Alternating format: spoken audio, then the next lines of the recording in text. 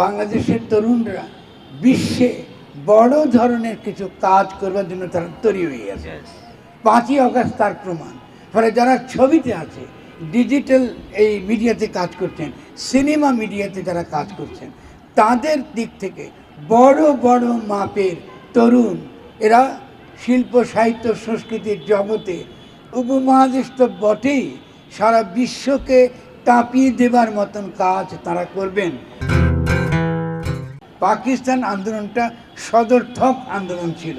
আমাদেরকে তথাকথিত বাঙালি জাতিবাদী বয়ান মানতে হবে এমন কোনো কথা নাই। ফলে আমাদেরকে পথ দেখাতে হবে কালচারালি, যেটা আমি ফারুককে বিশেষভাবে বলতে চাই, যে আমরা যে একটা নতুন রাজনৈতিক জনগোষ্ঠী, জাতিবাদী না কিন্তু, কারণ বাঙালি জাতিবাদ যেমন, তার বিপরীতে কিন্তু ধর্মীয় জাতিবাদ, একই মুদ্রার এই পৃষ্ঠা আর ওই পৃষ্ঠা একই জিনিস, কিন্তু দুটাই কিন্তু ফাঁসিবাদ, দুটাই কিন্তু দাবি করে আর কোনো মত আর কোনো চিন্তার সমাজে থাকতে পারবে না।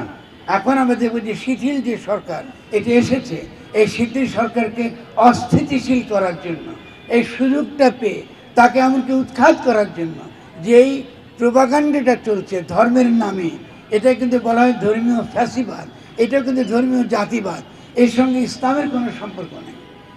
টাঙ্গালের যে কথাটা একটু আগে ফারুককে বলেছেন, তাদের সঙ্গে আমি খুব ঘনিষ্ঠভাবে কাজ করেছি, কারণ অনুষ্ঠানটা যে সংগঠিত যেন হতে পারে তার জন্য সহায়তা করেছে। সেখানে কি বলেছে যে হুজুর, উনি ফতোয়া দিয়েছেন লালনের গান গাওয়া যাবে না, কিন্তু কনসার্ট করা যাবে। এটা হুজুর দেখেন। তা আমি হুজুরকে বললাম, বলে হুজুরকে বলেন লালনের গান হলো মুখে পড়লে সদাই লা ইলাহা ইল্লাল্লাহ, এটা লালনের গান। আইন ভেজিলেন রসুল্লাহ, রসুল আইন দিয়েছেন যে আমাকে সবসময় লা ইলাহা বলতে হবে। তো তার মানে এই হুজুর ইসলাম বিরোধী লোক, এটি ইসলাম বিরোধী লোক। এবং একটা হুজুরদের একটা অংশ ক্রমাগত দেখবেন লেখে যে লালনবাদ বলে কিচ্ছু নাই, এটা সিম্পল প্রোপাগান্ডা। লালন তার কথা বলেছে, যেমন আল মাহমুদ তার কথা বলেছেন, শামসুর রহমান তার কথা, এরা দার্শনিক, এরা ভাবের মানুষ, তারা তাদের সময়কালের কথা বলে গেছেন। তিনি কোনো নতুন ইসলাম ব্যাখ্যা দেন নাই, করতেও দেন নাই, ফলে কেউ দেন না। আজকে আমার ইবাদত তামাশা কবেকার পুরনো, আজকে শুনলাম যে একজন জামাত ইসলামের নেতা ইবাদত নামার কবিতা নিয়ে উনি মামলা করেছেন আমার কাছে।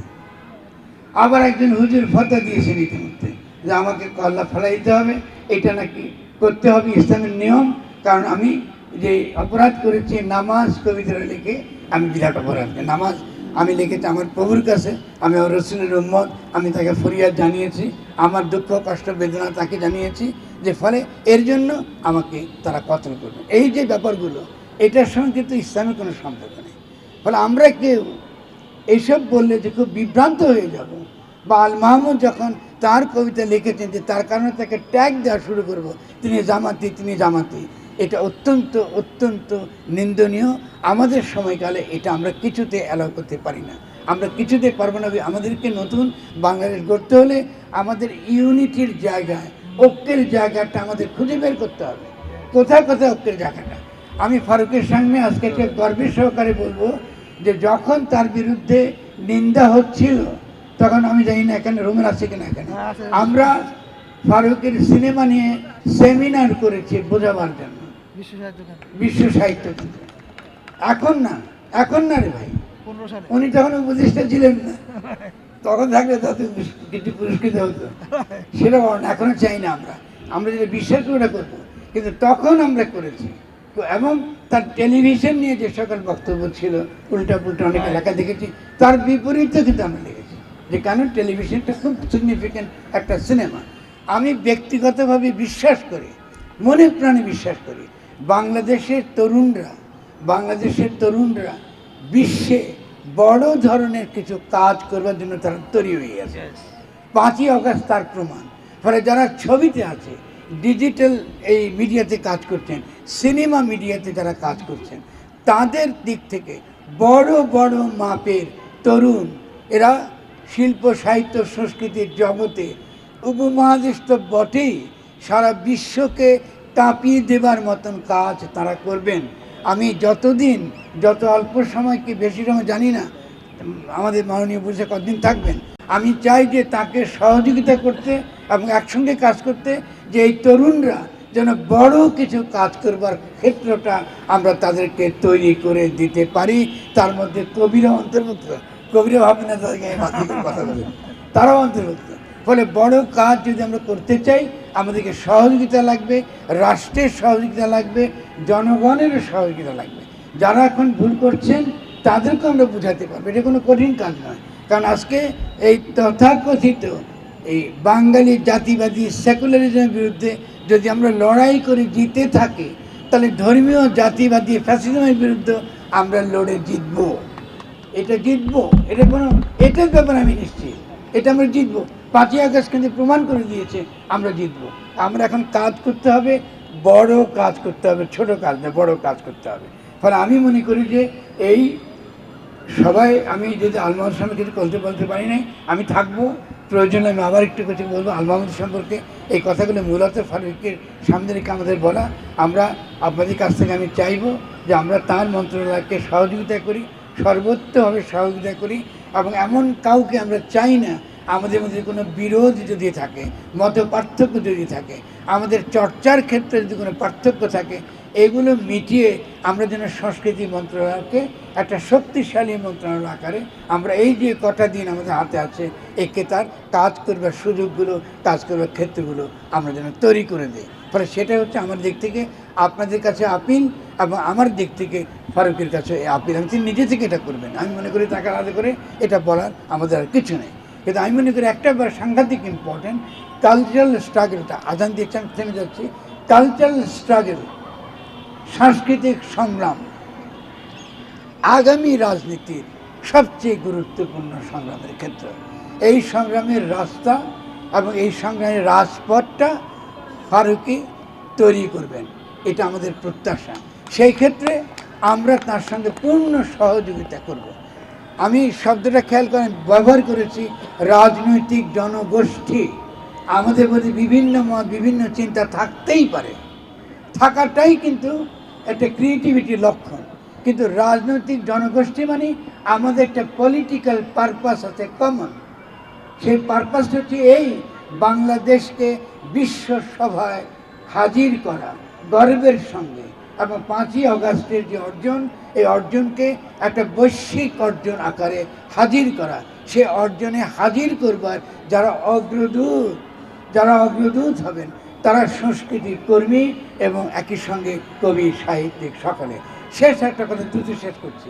সাহিত্য কথাটা আমরা কলোনিয়াল অর্থে ব্যবহার করি না। ভারতের মনে আছে কিনা, আমরা সেমিনার আলোচনা করেছি। সাহিত্য শব্দটা এসছে শহীদ থেকে। শহীদ মানে সম্বন্ধ তৈরি করা। ফলে মিডিয়া, সিনেমা কিন্তু সাহিত্য, শিল্পকলা কিন্তু সাহিত্য, সবই কিন্তু সাহিত্য। ফলে আমি প্রস্তাবনা করব সংস্কৃতি মন্ত্রণালয়ের নাম হয়ে যাক সাহিত্য মন্ত্রণালয়, সম্বন্ধ তৈরির মন্ত্রণালয়, কিংবা তার সাবটাইটেল হোক সম্বন্ধ। সকল মিডিয়া নিয়ে, সকল মাধ্যম নিয়ে যে কাজ করে।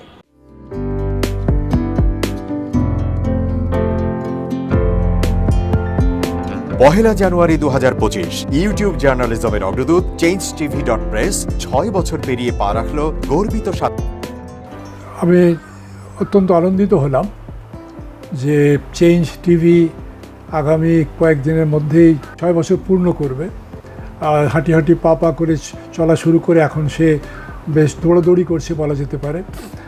ও নামটাও অত্যন্ত বলবো যে সিগনিফিক্যান্ট, যে চেঞ্জ, এই গণঅভ্যুত্থান কিন্তু চেঞ্জ চেয়েছে। সেই হিসেবে তোমার টেলিভিশনের, তোমার এই চ্যানেলের নামের একটা যথেষ্ট মিল পাওয়া যায়। আমার প্রত্যাশা যে এই গণঅভ্যুত্থানের যে প্রত্যাশা, যে আশা আকাঙ্ক্ষা, চেঞ্জ টিভি সেটিকে এগিয়ে নিয়ে যাবে। তোমাকে শুভেচ্ছা। চেঞ্জ টিভি যারা সম্পৃক্ত আছেন, যারা কর্মী আছেন, সামনে পেছনে সকলকে আমার শুভেচ্ছা। changetv.press এক ফোঁটা হলুদও নেই।